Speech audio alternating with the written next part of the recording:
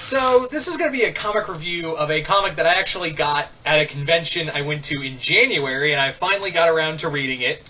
And yeah, this is All-Star Western, the War of Lords and Owls. Now, if you don't know what All-Star Western is, All-Star Western was one of the new lines from the New 52, and it was a book that was actually good. Reason being is because Justin Gray and Jimmy Palmiotti basically made a killing, literally, metaphorically, but in the comics literally, basically writing Jonah Hex. But it wasn't just Jonah Hex in All-Star Western. There were other Western characters like Terrence 13.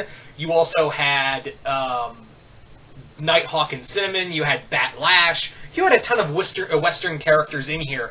But let's be honest, we all came here for Hex. We all came here for Jonah Hex. And trust me, that is the case. Now, this is the second volume. I actually only managed to find... I know there's 5 volumes, and I'm actually going to... I want to go out and collect the other three volumes of this series, but... yeah, it was actually one of the best New 52 books. A lot of people really enjoyed it, because it wasn't really, like, trying to do anything, like, out there. It just felt like, you know, pre-52 Jonah Hex stuff. With now you have more superhero, with just a few more other characters. Although by the third volume it became more like the fourth and fifth volume apparently became just Jonah Hex. But I digress. Anyway, so this is the second volume, like I said, and for real quick, in the first volume, Hex went to Gotham and teamed up with Dr. Amadeus Arkham to find a man named Thurston Moody who has been kidnapping and enslaving children. They missed him, and he escaped to New Orleans, so Arkham and Hex went off to New Orleans to go find them, and shenanigans ensue. Now, what I like about this book is that I really like the team-up of Dr. Arkham and Jonah Hex, because it's very much like something out of Wild Wild West, or something of that nature, where, you know, Dr. Arkham is very straight-laced, and he's very, you know, trying to, you know, keep order, but then you have Jonah, who is, well, Jonah. And, yeah, Justin Gray and Jimmy Palmiotti have been writing the character for, like, oh, I don't know, almost 20, let's see, they've been writing him since 2006 with Pre-52, so I'd say well over 10 years, so if anyone... And that's the other thing, is that no one writes Jonah Hex other than Justin Gray and Jimmy Palmiotti, or just one of the two alone. But that's the thing, is that they... Palmiotti gets the character, because Jonah Hex is not a good person, and it really shows here.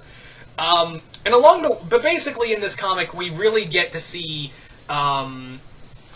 in here, we get to see Arkham and Hex kind of begrudgingly work together, as well as they team up with Cinnamon and Nighthawk to take on this racist group called the August 7, and but that's only like a small portion of the story. The main portion is them going back to Gotham to be caught in a war between two secret societies in Gotham City. One being known as the Crime, the Crime Bible, who are 7 people who follow the teachings of Cain's Bible of evil. Yeah, Cain had a Bible. Go figure, right? And then you have, of course, the other secret society in this story. I speak, of course, the Court of Owls. So yes, Jonah Hex takes on the Court of Owls in a way. He does take on one of the Talons, but yeah, but this is a nice, fun action story. There's so much like blood. There's a lot of blood. There's a lot of violence. And it's all done in just a gritty Western-style story, and it just makes me go, once again, damn, was that Jonah Hex movie really terrible? Like, again, I just, like, this comic, the comics repeatedly show over and over again that Jonah Hex is just such a great character, an underrated character, and it's just fun to see him do shit. It's really fun to see him go out and just do what he wants. He's the closest to what DC has to the Punisher. Only if the Punisher was a bounty hunter. So that's kind of he's the closest thing to the DC counterpart to Marvel's Punisher. That's how I've always seen him.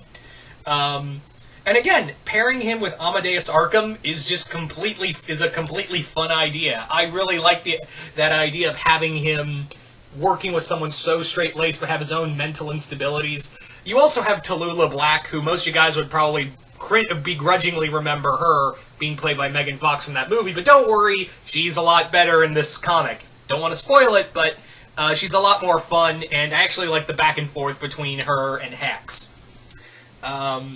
There's definitely just a lot of great stuff to be had, because it's very obvious that in All-Star Western that Justin Gray and Jimmy Palmiotti, rather than deal with, and this is what I think really really hits home for them in New 52 continuity, is that since it was done in the past, they didn't really have to deal with anything in the current DC timeline. That's what I think really helped this book, and why it became such a big, why it had such success, and why it had such a fan base, was because it didn't have to deal with all the confusing ass shit you saw in the New 52.